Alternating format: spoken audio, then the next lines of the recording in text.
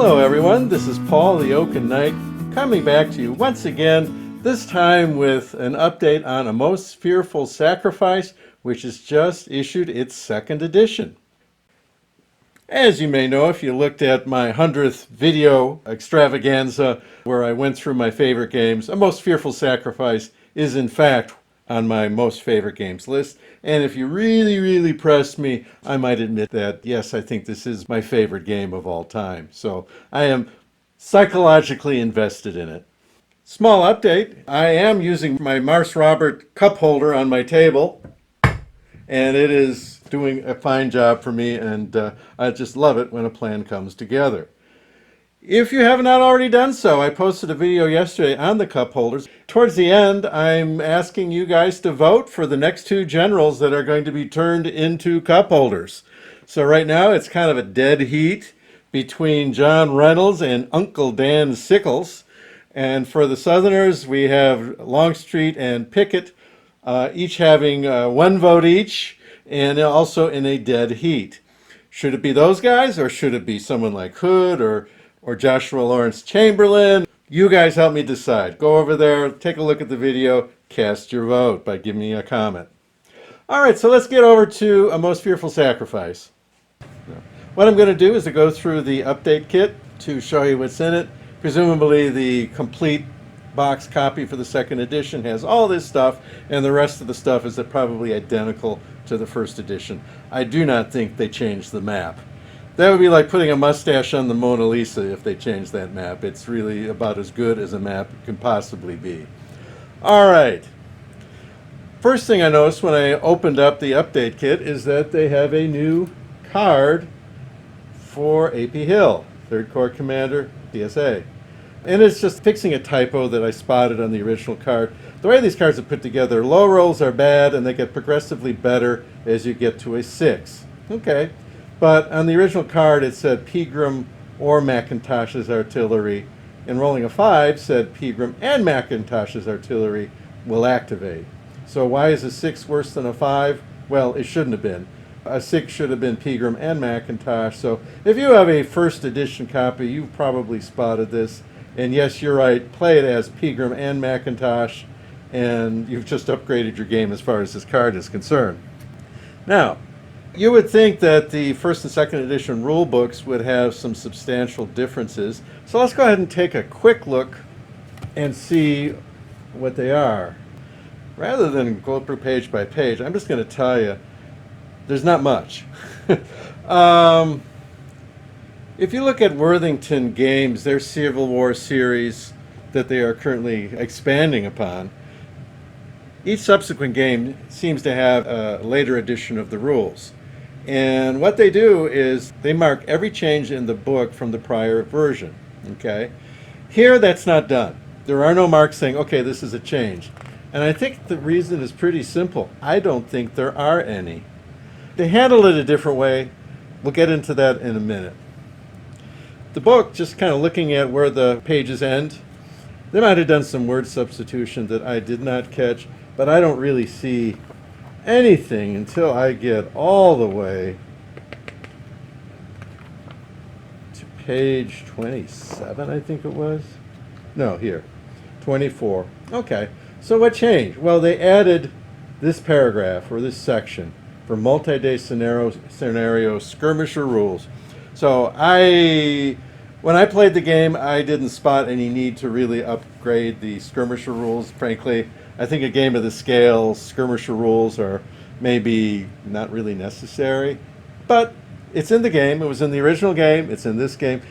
They added using skirmishers on subsequent days of the multi-day battle. So July 2nd and 3rd has a little set of rules for whatever reason. I mean, it explains how you spin off skirmishers mainly, and with some additional capabilities for sharpshooter units doing the same. That's it. That's the change I see.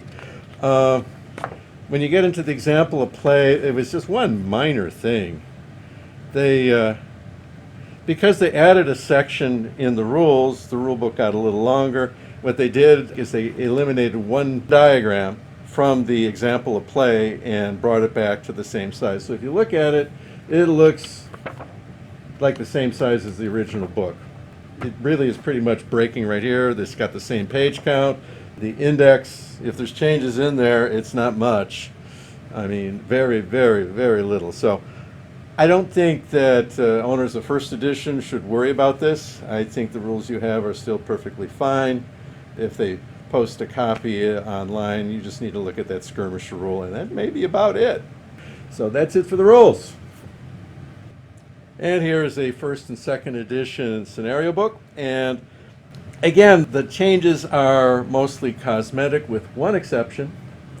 You'll see if you get in here that they did a minor space conservation thing here. Both the Union and the Confederate casualty tables were one on top of the other, so they pretty much took a whole column. Here they consolidated them together so it takes up less space. That's about it. I really didn't see a lot of other changes. No, I did not look at the individual hex entry areas. This is the scenario that I spent most of my time on, scenario 12. It is the historic 3-day battle. Interesting thing, this game has variations that are less historic. So if you want to get out of the Gettysburg dance where B counters A and then C comes in and counters B and back and forth like that on the first day, there are scenarios that change that. Scenario 12 in the book here does not contain some of the changes that I recommended to Herman. What they did, and I'll get to that in a minute, they put in an insert. So in some cases they didn't change the books, they accounted for changes with a special insert. My guess it was timing, you know, what was ready when, possibly the books were already being printed when they came out with this list of changes. It's just what they did, okay? I didn't see any changes in scenario 12 as it was printed. I know there was one mistake that even Herman knew about when I talked to him about this, and I was not able to spot it in the book. So if there was a mistake in the original, and there was, and it was a small one, I think it was like the number of units in a brigade, something like that. But there are some other more important changes that I think need to be in the book, and they're not in the book, but at least some of them made it into like this errata/change sheet. The main addition to the scenario book is scenario 15, which is not in the original book. If I remember right, Summer Storm was the name of a game that Rick Barber designed and had published on the Battle of Gettysburg. And the idea behind that game was that Gettysburg was kind of too scripted. Everybody knows where everybody, when and where everybody's coming in. It's kind of playing the same record all over again. So he added randomness to the entry of units to the Battle of Gettysburg. And this scenario kind of mimics that by making it more uncertain when and where guys are coming in. So I think that could be a fun variation. I have nothing against having Gettysburg act differently. Similar to the Guns of Gettysburg, things can change. It didn't have to unfold the way it did. But if I'm playing a scenario that I want historic Gettysburg, then I want historic Gettysburg. I want things to kind of, units need to come in when they come in, they need to be able to get to where they got to. From that point, it's a battle, anything can happen. But I at least want guys to get where they got, when they got there, in the condition they got there in. Something along those lines, all right? This throws that all into the air, and if, as long as you know that's what's going on, that's fine. So this scenario offers kind of a fresh look at the battle from a what-if perspective. And it is brand new to the second edition. Now, I mentioned there was an errata sheet that could have been in the rule book, but was added as a special insert, and here we go. And this is what it says it is. I mean, it's clarifications, reminders, and variants. So I'm not going to go through them. It's in the second edition upgrade. I assume this sheet is included in the second edition box if you bought the entire game. This could have been, and possibly should have been, incorporated into the rule book, but this is what we got. And I think it's okay. It's okay. I can live with this. On the reverse side of the errata sheet, We have some variants, two of which I had something to do with being creative through my discussions with Herman. The first item is to address some of my concerns about units seemingly not being able to get to where they got historically on the first day of the battle. Too much randomness with dice and card play can cause major deviations with what in fact happened in history. Part of what makes Gettysburg Gettysburg is that the first day of the battle was an exercise of units arriving just in the nick of time on both sides. And if you have units changing their time of entry, being affected by how many hexes they get to move during their move by card play or dice rolls, you can very easily have something non-historic happening. Now, if you're playing a hypothetical scenario, the whole point is to mix things up. And there are scenarios in there, as we've talked about, that do that.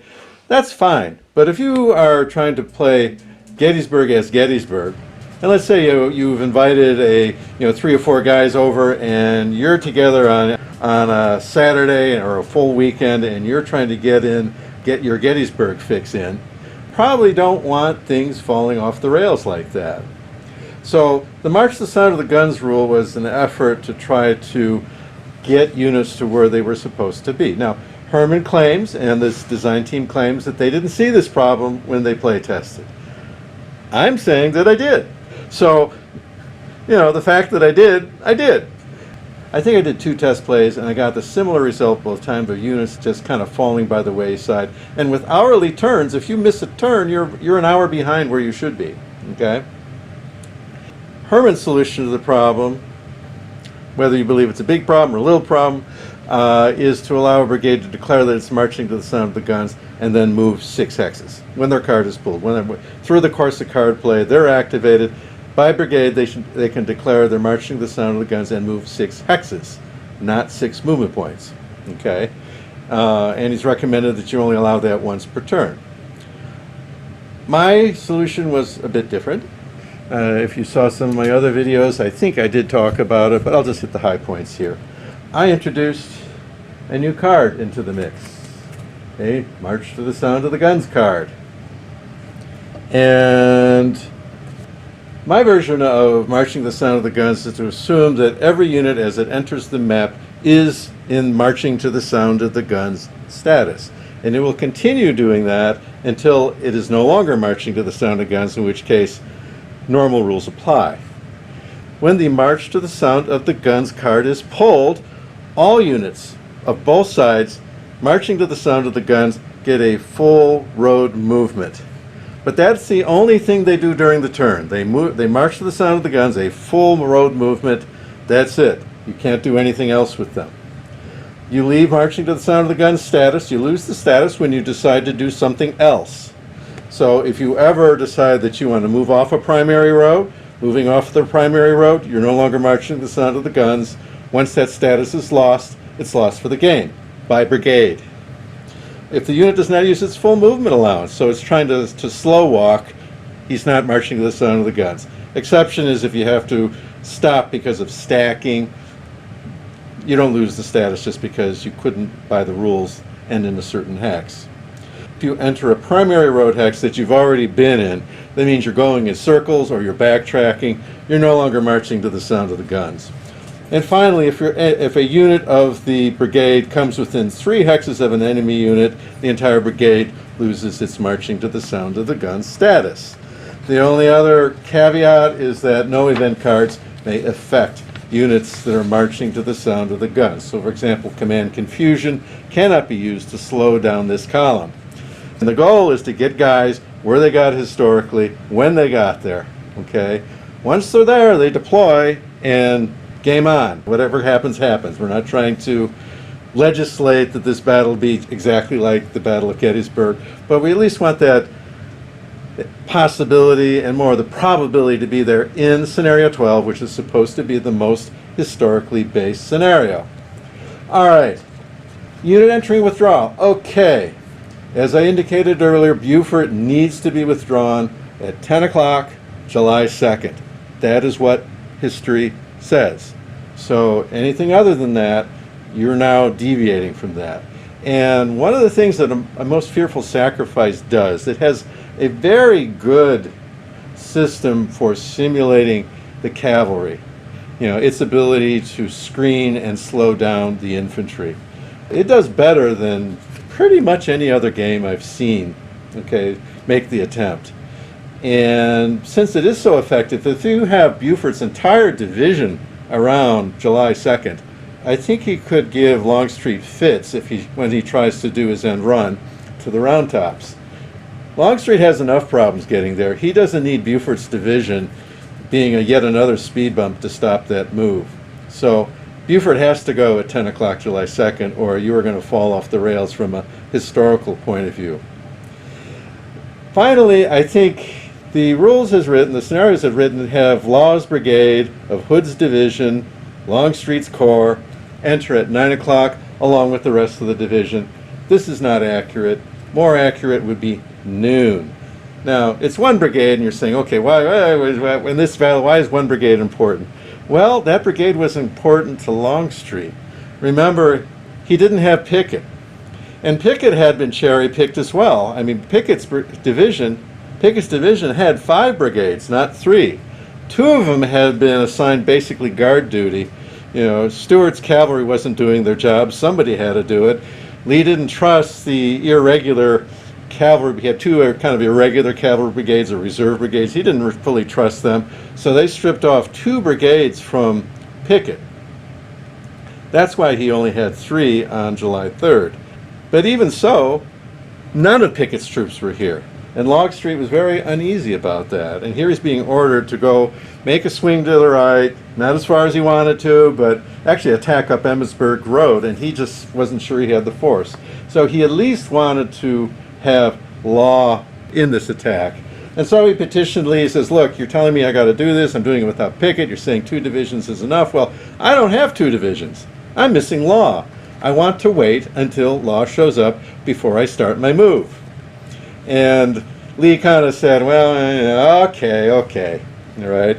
So this one brigade's late entry is one of the reasons why Longstreet's move to the right was not started until noon on the 2nd day. So it's only one brigade, but it's an important brigade, and it was very important to Longstreet that he had this brigade for his attack. If we want to model history, this brigade should not come in till noon. At least my reading. Maybe you can argue 11 o'clock, fine, but not 9 o'clock. But I use noon. I think it would be fun to have General Trimble around. I think that if you have a division leader shot, you could have Trimble take over. It would be done during the deep night turn.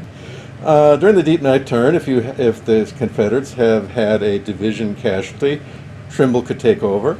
I would make an average value card to do that with. That would be one option. Or you could just say, he's going to be as good as the guy he took over from. So basically it's saying, hey, it's the same staff. If they're good, they're good. If they're bad, they're bad. He's just going to walk into the shoes of the guy that was shot, have the same values. The idea is that you would have a decent division commander, not a great one, but a decent one take over. It might be fun to randomize the divisional replacement leader skills. Right now it's a hard -2.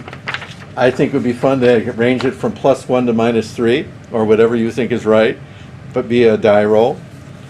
You know, that's a little bit out there, but it could be fun. If you're going to be doing hypothetical Gettysburg, you could do that. Maybe the guy that's taking over from a division commander that was shot is actually better than him, okay? I'd add something for Buford's carbines. Games going back to the original Terrible Swift Sword considered Buford's weaponry to be special. Breech-loading carbines, shorter range, higher rate of fire. So I would say that Buford's cavalry, when firing dismounted, get a shift to the right. That's it. They got carbines. They have a high rate of fire. Likewise, if they're shooting at range of 2, they're a hard 1. They can't get better than on the 1 table no matter what they do at range 2 because they don't have the long range. All right. And the 2nd edition upgrade has new player aid cards. And we see here we have a humongous fire table. The original game suffered from trying to cram too much on one sheet And most people thought, at least guys my age, that I can't read this. This is, this is going to blind me. Very quickly, the community came forward. Somebody put replacement files out on Board Game Geek, and then, to their credit, Flying Pig came out with official enlarged copies that were much more readable than what was in edition 1 of the game. Well, for edition 2, they went all out. Anybody can see this stuff. So this is nice. Okay. On the reverse, similar. Nice, big, easy to read, wonderful, no problems. And finally, terrain effects, also much larger than the original, much easier to read, excellent. And other charts, likewise, much easier to read, excellent. Nobody will have any problems with this stuff. And that is the upgrade pack, and presumably what you get that's different in the full second edition of the game. All right, I think that's all for this. If you liked it and are not yet a subscriber, I would ask you, please consider hitting that subscribe button. Go ahead and give me a thumbs up, leave a comment. I read them all and respond to most, as I said in the last video I did that was in direct response to a subscriber's comment. If you are already subscribed, thank you so very much. I appreciate your support, and it keeps me going, doing what I'm doing, and your comments help guide me in the right direction of things you like to see. But for now, I think that's enough. So this is Paul, the Oka Knight, simply wishing you all a pleasant evening.